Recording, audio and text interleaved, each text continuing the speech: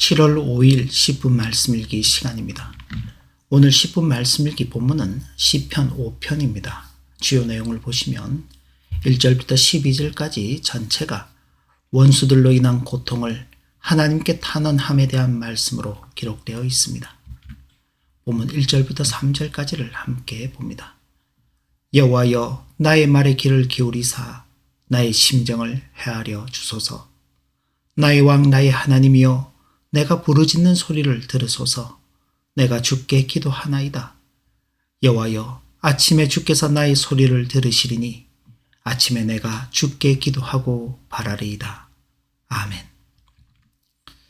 시편 5편도 다윗의 시로 자신을 대적하는 원수들로 인하여 괴로워하면서 그들의 악행에 대해서 하나님의 도움을 간청하고 있는 것입니다.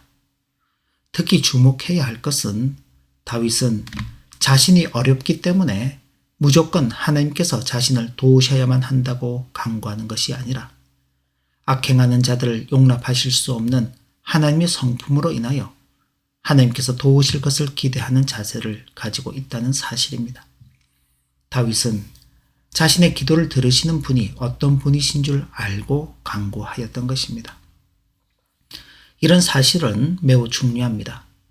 우리는 하나님께 때를 쓰듯이 열심히 기도하면 하나님께서 들어주시리라 기대하지만 이런 기도는 정당한 기도가 아닙니다. 그리고 또 하나 중요한 것은 우리는 기도의 응답이라는 결과에 집착하지만 다윗의 이 간구는 하나님의 도우심과 은혜 베푸심을 믿으며 인내하는 자가 누리는 참된 기쁨에 대해서 노래하면서 하나님께 나아가는 것 그 자체가 더 중요하다는 것을 교훈하고 있는 것입니다. 먼저 다윗은 자신이 처한 공경 가운데서 자신을 도우실 분이 오직 하나님이신 줄 알고 자신의 진심을 담아 여호와여, 나의 말에 귀를 기울이사 나의 심정을 헤아려 주소서. 나의 왕 나의 하나님이여, 내가 부르짖는 소리를 들으소서. 내가 주께 기도하나이다.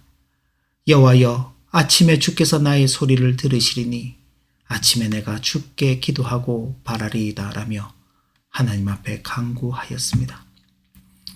자신이 왕이면서도 자신 위에 계시는 하나님을 나의 왕, 나의 하나님이라고 부르는 것은 그가 하나님 앞에서 얼마나 겸손한 마음을 가졌는지를 잘 보여주고 있는 것입니다.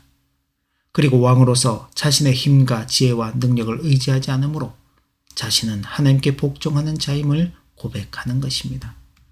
그리고 이런 자세는 주는 죄악을 기뻐하는 신이 아니시니 악이 주와 함께 머물지 못하며 오만한 자들이 주의 목전에 서지 못하리이다.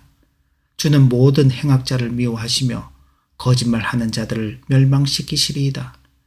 여호와께서는 피 흘리기를 즐기는 자와 속이는 자를 싫어하시나이다 라는 하나님에 대한 바른 지식과 믿음으로 연결되는 것입니다. 다윗은 하나님께서 자신의 기도를 들으시고 자신의 원수들을 물리치셔야 할 이유에 대해서 하나님께서 죄악을 기뻐하지 않으시며 악이 그와 함께하지 못하기 때문이라고 하였습니다. 이방 신들을 믿는 자들의 경우 이런 상황에서 신의 뜻을 구하며 간구하는 경우는 거의 찾아볼 수 없습니다. 대부분은 자신이 어려움을 당했을 때 신에게 나아가 무조건 자신을 도와줄 것을 구하는 것이 일반적이기 때문입니다.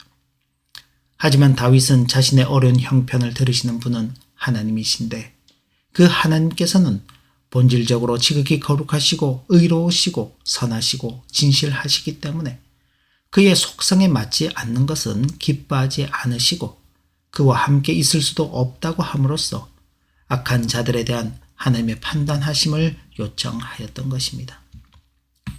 그리고 자기 자신에 대해서는 오직 나는 주의 풍성한 사랑을 힘입어 주의 집에 들어가 주를 경외함으로 성전을 향하여 예배하리이다 라고 고백하였던 것입니다.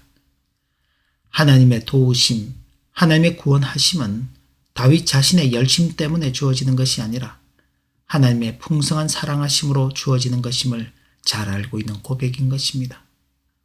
그러므로 이런 은혜를 입은 자로서는 하나님께 나아가 하나님을 예배하는 것이 마땅한 것입니다. 이것은 앞서 하나님께서 싫어하시는 자와 구별이 되는 하나님을 찾는 자의 모습인 것입니다. 그리고 오직 자신이 피할 곳은 주의 집과 성전밖에 없음을 고백하였던 것입니다. 그래서 다윗은 여호와여 나의 원수들로 말미암아 주의 의로 나를 인도하시고 주의 길을 내 목전에 곧게 하소서. 그들의 입에 신실함이 없고 그들의 심중이 심히 악하며 그들의 목구멍은 열린 무덤 같고 그들의 혀로는 아참 하나이다라고 간구하였던 것입니다. 왜냐하면 수많은 원수들이 애워싼 형편 속에서 어떤 길로 가야 할지 스스로 판단할 수 없는 형편 속에서 하나님께서 의의 길로 인도하시고 그 길을 곧게 하실 때에야 비로소 온전한 길을 걸어갈 수 있기 때문인 것입니다. 그러므로 다윗은 하나님이여 그들을 정죄하사 자기꾀에 빠지게 하시고 그 많은 허물로 말미암아 그들을 쫓아내소서. 그들이 주를 배역함이니이다. 그러나 주께 피하는 모든 사람은 다 기뻐하며 주의 보호로 말미암아 영원히 기뻐 외치고 주의 이름을 사랑하는 자들은 주를 즐거워하리이다. 여호와여 주는 의인에게 복을 주시고 방패로 함같이 은혜로 그를 호위하시리이다 라고 고백하면서 악의 길로 가는 자와 의의 길로 가는 자를 대조함으로써 모든 길에 대해서 하나님께서 공의로운 판단을 하실 것임을 확신하였던 것입니다. 이를 통하여 다윗은 성도가 누리는 참된 기쁨과 복의 내용이 무엇인지를 정확하게 드러내었던 것입니다.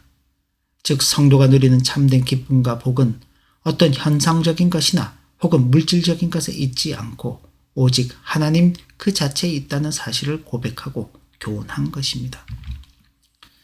성도가 걸어가는 신앙의 길은 하나님과의 관계 속에서 걸어가는 길입니다.